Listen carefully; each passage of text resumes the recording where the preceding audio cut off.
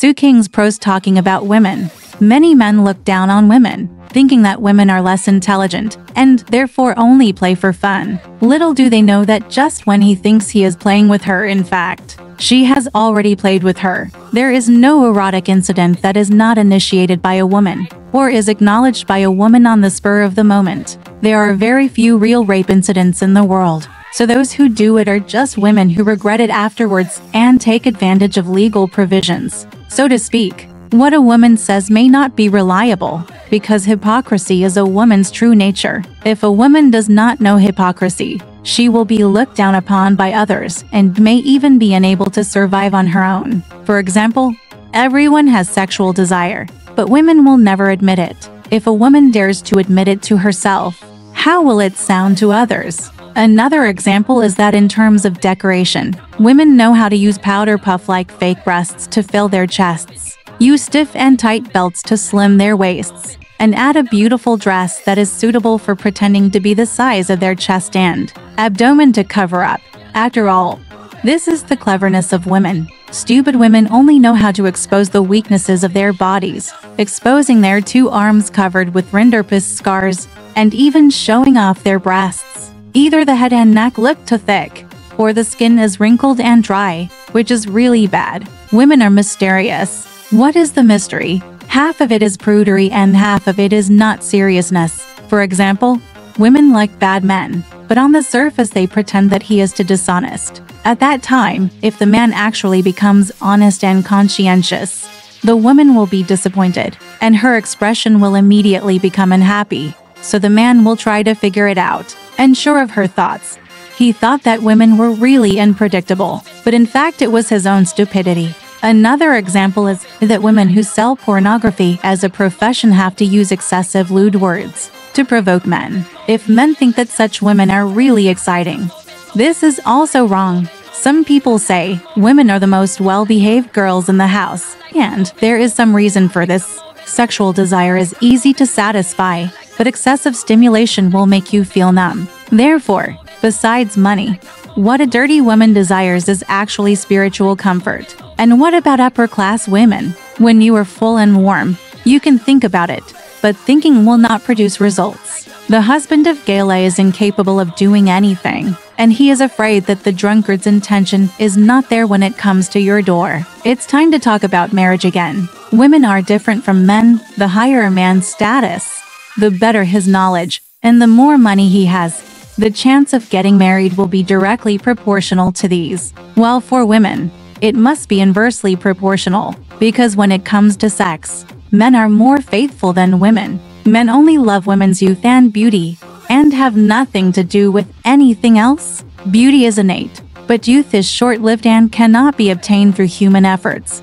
The harder you work, the worse it gets. As a result, women suffer. Women can only obey the orders of God, but God has not completely made women suffer. The only remedy is to give them children. When they have children, their love is found, and they can live bravely despite all kinds of shortcomings and disappointments. A woman without children is pitiful, and a woman who loses a child is miserable. But losing is better than never having had one, because the former still has sweet memories and slim expectations. I don't understand why many women are willing to take medicine or undergo surgery to eliminate their fertility function just to please men. Women are unlikely to love men. They can only love the tiniest cell left by a man, sperm, and use it to their advantage. They created lovely children who would forever comfort their loneliness, forever fill their emptiness, and forever give them the fire of life. Women cannot love men because men are rarely faithful, and they will always hate them.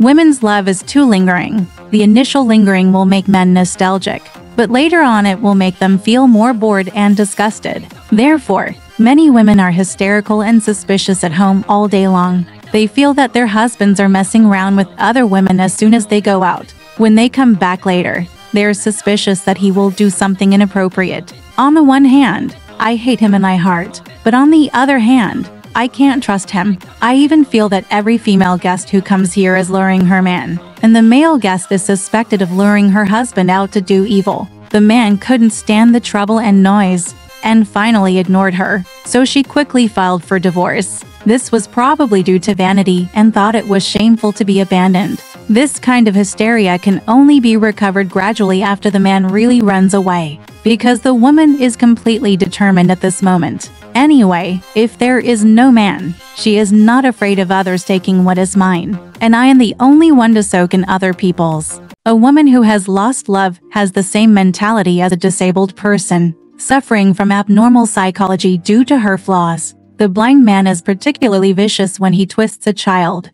And this is an example. Napoleon's bravery and ruthlessness may be related to the ringworm all over his body. A painful woman is more likely to resent other people's happiness. According to an old lady in Shaoxing, she told me that there was a middle-aged widow in her hometown. Whenever a man from the family came home, she would put on makeup and dress like a fairy to greet him. They walked in and out of other houses. At night, they went to eavesdrop outside other people's windows. When they weren't satisfied with listening, they would cut a small hole in the window paper so that they could peek through. So I stood outside the window for a long time.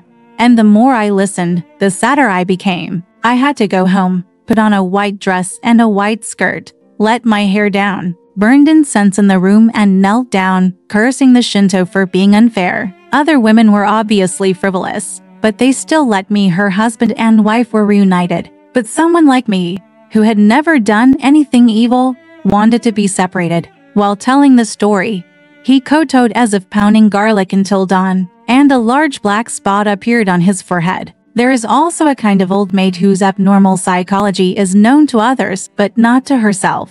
The unknown reason is that they have listened to other people's false propaganda and believe that sex is obscene, while they themselves are pure and extraordinary. Little do they know that eating and drinking, men and women, have great human desires, and the natural trend cannot be reversed by human power. It is said that a young monk once followed his master down the mountain. When he saw a woman, he couldn't help but look back. The master told him that she was a man-eating tiger. Later, when he returned to the mountain, the master asked him what was the cutest thing on the way. He replied without thinking, "The man-eating tiger is the cutest." It can be seen that a virgin who has passed the puberty period and keeps saying she embraces celibacy, or a woman who says she has 6 children out of necessity, are all big lies to deceive herself and others. Unreasonable blaming of servants and excessive pampering of children are both abnormal behaviors. It can be said that it falls into this category if it is unnatural.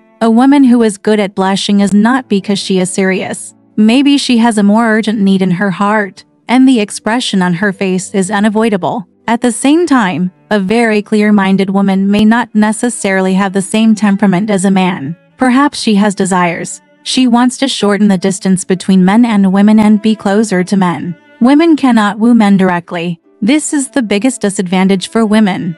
From now on, women have to spend more time and effort to seduce men. If this kind of scheming is used in other plans, they can be promoted. If used in other plans, they will be promoted. You can make a fortune. Use it on other detectives, and you can do spy work. Use it on other designs, and you can become an art expert. It's a pity that all these schemes are in vain, because smart men escape, but stupid men don't understand. Some smart women are really frighteningly smart. They know that most men are cowardly, dirty, and have no more desires, so they are unwilling to put in more effort to acquire their mediocre bodies and minds. They are lonely. Women who understand loneliness understand art, but art cannot fill their emptiness. And later on, it will be impossible for them to return to their secular ways. I know that upper-class women are in pain because men only respect them. What's the use of respecting them? If prostitution allows you to choose your partner freely, this may be considered the most competent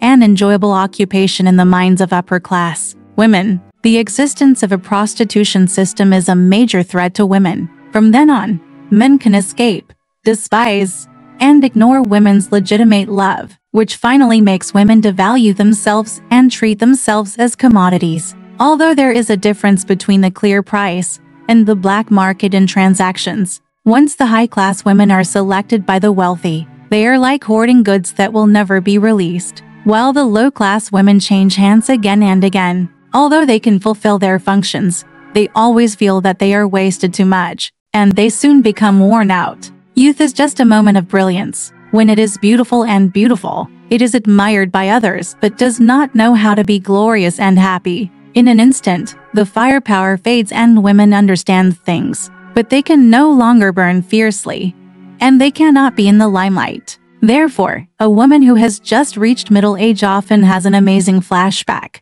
when she does not hesitate to spend 3 times her vitality in exchange for a moment of glory, and then she goes out miserably. Some people say women have 2 types, maternal and prostitute. Is it better for us to imitate the maternal type, or what? I dare say that there is not a woman in the world who does not want to learn the prostitute type forever, but it turns out that it is impossible and she has to become the maternal type. When there is nothing left to do, children are a woman's last and greatest comfort. For women, the most ideal life should be marriage is cancelled, cohabitation is free, and children are raised by the mother and paid by the state. If the child still has a grandmother, it would be more appropriate for the grandmother to raise the grandson. Alright, this part of the story ends here. Want to know what happened next? Let's listen to the breakdown next time.